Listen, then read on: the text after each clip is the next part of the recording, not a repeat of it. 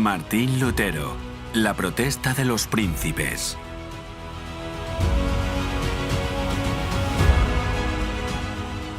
En 1529, la segunda dieta de Spira se convocó aquí mismo.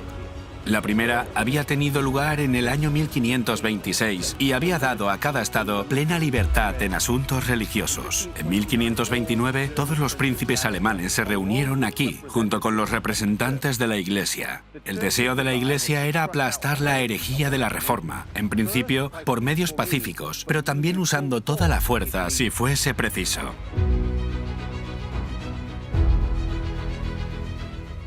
Una de las propuestas fue la de detener las conversaciones. El Estado que estaba a favor de la reforma se quedaría como estaba, pero los estados que no la habían abrazado ya no podían cambiar. Si este edicto se aplicaba, la reforma ya no podría extenderse donde aún no era conocida.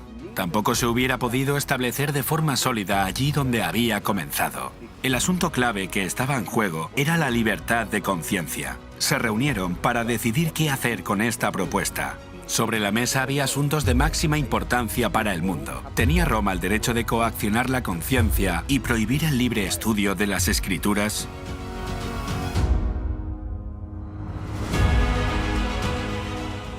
Los allí reunidos miraron atrás a la historia reciente y contemplaron el gran sacrificio que muchos habían hecho para conseguir las libertades que hoy tenían. Esto contrastaba con la restricción de las libertades civiles que los papistas proponían. Y los príncipes dijeron: rechacemos este decreto. En materia de conciencia, la mayoría no tiene ningún poder. Entendieron que el papel del Estado era proteger la libertad de conciencia y que al mismo tiempo este era el límite de su papel en asuntos religiosos. En su respuesta emplearon la palabra protesta. Es de aquí de donde sale el término protestantismo de hoy en día. Pero es importante que entendamos el trasfondo de este término para saber qué es verdaderamente un protestante.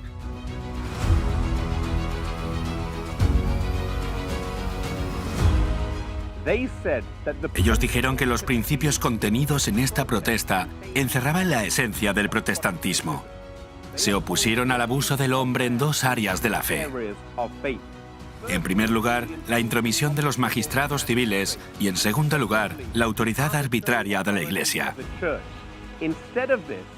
El protestantismo puso el poder de la conciencia por encima de los magistrados civiles y la autoridad de la palabra de Dios por encima de la autoridad de la Iglesia.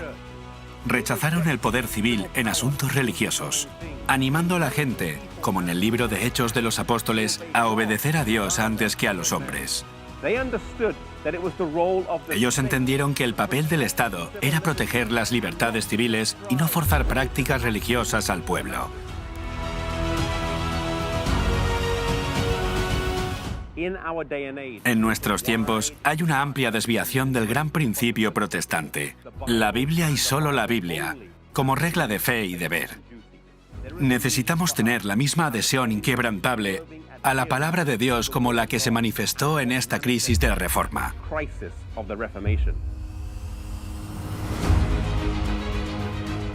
Si estos príncipes se hubieran doblegado ante la presión y hubieran buscado disfrutar del éxito que habían alcanzado hasta aquel momento para asegurar el favor de las autoridades, el movimiento hubiera sido destruido. Se dieron cuenta de que había asuntos más importantes en juego. Desde entonces, creyentes de todo el mundo han disfrutado los beneficios de aquella decisión inquebrantable. Mientras el nombre de Martín Lutero es ampliamente conocido en todo el mundo, los nombres de estos príncipes son menos conocidos, pero su lugar en la historia es fundamental. Debemos entender verdaderamente lo que significa ser un protestante, entender la autoridad de la palabra de Dios y la libertad de conciencia en asuntos de fe.